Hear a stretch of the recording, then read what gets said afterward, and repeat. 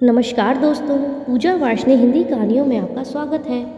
आज की कहानी का शीर्षक है स्वयं भोलेनाथ ने तोड़वाया अपनी ही भक्त का रिश्ता। मित्रों, कहानी शुरू करने से पहले मैं आपसे रिक्वेस्ट करती हूँ, अगर आपको कहानी अच्छी लगे तो मेरी कहानी को लाइक और शेयर ज़रूर करें। साथ ही चैनल को सब्सक्राइब करें और बेल आइकन दबाएं, जिससे आगे भी आपको ऐसी कहानियाँ सुनने के लिए मिलती रहें। तो चलिए कहानी शुरू करते हैं। यह एक सत्य घटना है जो कि सन 2010 के आसपास की है। एक परिवार में पिता की बेटी विवाह के योग्य हुई। परिवार वालों को उस बेटी के विवाह के लिए बहुत प्रस्ताव मिल रहे थे, जिन्हें परिवार वाले कुछ वजहों से नामंजूर कर देते थे और कभी कभी लड़के वाले उन्हें स्वीकार नहीं करते थे। इस प्रकार धीरे धीरे समय व्यतीत होता जा रहा था।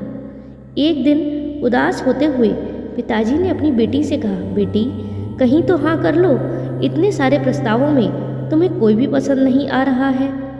अब बेटी तो भगवान भोलेनाथ की भक्त थी, उन्हें ही मानती थी, उन्हें ही पूजती थी और उन पर बहुत विश्वास करती थी। सब कुछ भगवान पर ही छोड़ रखा था उसने। तो बेटी ने कहा, पिताजी आप क्यों चिंता करते हो, भगवान भोलेनाथ बैठे हैं ना, वो जहाँ चाहेंगे वहाँ विवाह करा देंगे। बेटी का तो भगवान भोलेनाथ में अटूट विश्वास था, सब कुछ वही संभालेंगे। बेटी की ऐसी बातें सुनकर पिताजी कहने लगे, पर भगवान जी कब भला करेंगे तुम्हारा, कितना समय निकलता जा रहा है, तुम्हारी सारी उम्र अब और ज़्यादा होती जा रही है। अब तो अपने परमात्मा से कहो कि वह तुम्हारा विवाह जल्दी करा दें। तब वह हंसकर कहने लगी, अरे सब उनके हाथ में है, जिस दिन कराना चाहेंगे उस दिन करा देंगे पिताजी, आप चिंता ना किया करो। रात्रि में अपनी बेटी की यह बात सुनकर वह सोने चले गए। दूसरे दिन जब वे अपनी दुकान पर गए, तब एक बिचौलिया जो विवाह से के संबंध कराता था, वह उनके पास आकर कहने लगा, अरे श्रीमान जी उदास क्यों होते हो, तुम्हारी बेटी के लिए एक बहुत अच्छा प्रस्ताव लेकर आया हूँ। तुम्हारे पड़ोस में ही अच्छा संपन्न परिवार रहता है, बढ़िया परिवार है, अच्छे लोग हैं, उनका लड़का भी बहुत सुंदर और सुशील है, उसके साथ तुम अपनी बेटी का विवाह करा सकते हो। उसकी बात सुनकर लड़की के पिताजी प्रसन्न हो गए। श्रीमान जी ने उस लड़की की जन्म कुंडली अपने हाथ में ली और रात्रि के समय घर पर आ गए। घर आकर अपनी धर्मपत्नी से कहा, आज मुझे अपनी बेटी के लिए अच्छा प्रस्ताव आया है और मुझे तो वह स्वीकार है, एक बार तुम भी देख लो। धर्मपत्नी ने लड़के वालों का नाम सुना तो उसने बिना कुछ सोचे ही हाँ कर दी। प्रातःकाल हुआ, पिताजी ने अपनी बेटी से कहा, तुम्हारे लिए एक बड़ा योग्य रिश्ता आया है, हमारा तो विचार है शादी का और हमने तो हाँ भी कर दी है, अब तुम्हें भी हाँ करनी है। बेटी कहने लगी, सब भोलेनाथ के ऊपर है, जैसा उन्हें मेरे लिए अच्छा लगेगा वह वैसा ही करेंगे। अब पिताजी सोचने लगे कि बेटी ने हाँ तो कर ही दी है। बेटी ने पुनः कहा, सब भोलेनाथ जी के हाथ में है, जैसा उन्हें मेरे लिए अच्छा लगेगा वैसा ही वह मेरे लिए करेंगे।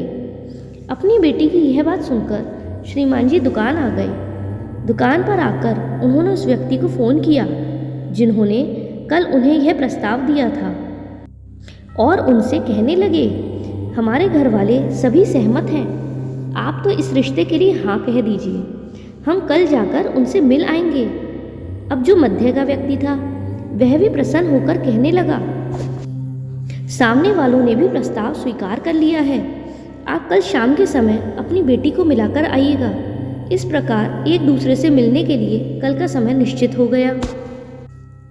अब श्रीमान जी रात्रि को अपने घर आए। घर आकर अपनी बेटी से कहा, कल शाम के समय हमें लड़के वाले मंदिर में मिलने आएंगे। अब बेटी का मन थोड़ा उदास था। पिताजी ने पूछा, बेटी क्या हुआ? बेटी कहने लगी, पता नहीं पिताजी, शायद आप बहुत जल्दी कर रहे हैं, मुझे लगता है भोलेनाथ जी कह रहे हैं कि किसी भी कार्य को करने से पहले जानकारी अवश्य लेनी चाहिए। तब पिताजी कहने लगे, बेटी चिंता की कोई बात नहीं है, परिवार अच्छा है, कुछ भी जांच करने की आवश्यकता नहीं है। बेटी ने पुनः कहा, 2-3 दिन इंतजार करते हैं, रुक जाते हैं, एक बार उनके बारे में, उनके व्यवहार बर्ताव के बारे में पता कर लेते हैं, फिर आगे बढ़ेंगे। बेटी की बात सुनकर पिताजी को थोड़ा गुस्सा आ गया। गुस्से में झुंझलाते हुए कहने लगे, हर बार तुमको यही बातें होती हैं, कभी तो तुम खुद मना कर देती हो और कभी कुछ ऐसा व्यवहार करती हो या नाटक कर देती हो जो रिश्ते की बात ही खत्म हो जाती है। बेटी उदास होकर अपने कमरे में चली गई। प्रातःकाल हुआ। श्रीमान जी रोज की तरह अपनी दुकान पर पहुँचे। दुकान पर शिवजी की पूजा कर रहे थे।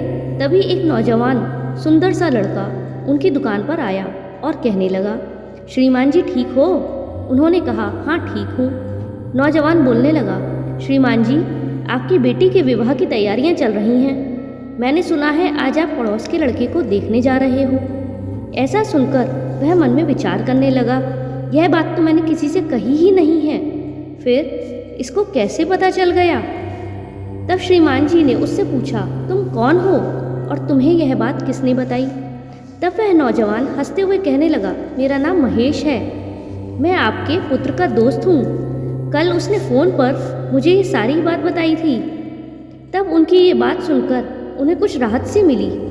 उन्हें उससे पूछा कि तुम जानते हो जिनसे हम मिलने जा रहे हैं उन्हें? तब महेश कहने लगा, श्रीमान जी सच्ची बात तो यह है कि वह परिवार दिखने में तो थोड़ा अच्छा है, पर उसके ऊपर कुछ आपराधिक केस भी चल रहे हैं। देखने की तो बात ही अलग होती है, पर जो सच्चाई है वह बिल्कुल अलग है। उनके परिवार के ऊपर थोड़ा कर्जा भी चढ़ा हुआ है और लड़का जितना सुशील दिखता है उतना है नहीं। अब महेश जी ऐसी बातें सुनकर भयभीत होने लगे। तब उन्होंने बोला, तुम क्या कहना चाहते हो? तब महेश कहने लगा, मेरा तो यही विचार है कि आप इस रिश्ते को समाप्त कर दो। तब फिर उन्होंने कहा, फिर दूसरा रिश्ता कहाँ से आएगा? तब वह हंसते हुए कहने लगा, अरे आपकी बेटी तो भगवान शंकर को मानती है ना, वही उसका रिश्ता करा देंगे, आप क्यों चिंता करते हो? इस प्रकार वह हंसते हुए बात करते हुए उनकी दुकान से बाहर निकल गया। थोड़ी देर के बाद उनका पुत्र दुकान पर आया। पुत्र ने अपने पिताजी को दुखी देखकर पूछा, पिताजी क्या हुआ? तब पिताजी ने उसे सारी बात बताकर कहा, तुम्हारा दोस्त आया था, वह मुझसे कहकर गया है कि तुम जिस लड़के को देखने जा रहे हो वह अच्छा नहीं है। तब बेटा पूछने लगा, मेरा कौन सा दोस्त आया था और मैंने तो किसी दोस्त से बात नहीं की। तब पिताजी हैरान होकर कहने लगे, वह अपना नाम महेश बता रहा था और उसने मुझसे इतने अच्छे ढंग से बात की कि मैंने सामने वाले परिवार वालों को फ़ोन करके कह दिया कि अभी हम रिश्ते के लिए तैयार नहीं हैं, थोड़े दिनों बाद बात करेंगे। बेटा पुनः पूछने लगा, पिताजी अब क्या करना है? पिताजी ने कहा, लड़के वालों के बारे में पता लगाते हैं। लड़के वालों के बारे में पता लगाकर जब पिताजी रात को घर आए तब उन्होंने अपनी बेटी से कहा, एक बहुत ही अचंभे की बात है। आज एक लड़का जिसका नाम महेश था वह दुकान पर आया और उसने कहा कि लड़के वालों के बारे में ढंग से जानकारी ले लें क्योंकि उसकी निगाह में वे सही नहीं हैं। उसके कहने पर जब मैंने आसपास के पड़ोस वालों से जानकारी प्राप्त की तो सुनकर हैरान हो गया। हकीकत में उनके ऊपर तो कई आपराधिक केस थे, पैसों का कर्जा भी उनके ऊपर चढ़ा हुआ था। बेटी का पिता अपनी बेटी से कहने लगा, मुझे यह समझ नहीं आ रहा कि महेश कौन था जो हमें यह जानकारी देकर गया। तब बेटी बोली, पिताजी आप उन्हें जाने ही नहीं, पहचाने ही नहीं। अरे वे तो मेरे भोलेनाथ थे। उन्होंने अपना नाम क्या बताया था? महेश। महेश मतलब मेरे भोलेनाथ। उन्होंने ही तो मेरी मदद की है। वह भगवान शंकर ही नौजवान का रूप बनाकर मेरा भला कर गए। अपनी बेटी की यह बात सुनकर पिताजी को बहुत हैरानी हुई। इस बात को कई साल बीत चुके हैं और बेटी का विवाह भी अच्छे परिवार में हो चुका है। आज भी जब वह इस बारे में सोचते हैं तो उनकी आंखें आंसुओं से भर जाती हैं कि किस प्रकार भगवान अपने भक्तों की लाज रखते हैं, किस प्रकार उस बेटी का परमात्मा ने स्वयं आकर कल्याण किया।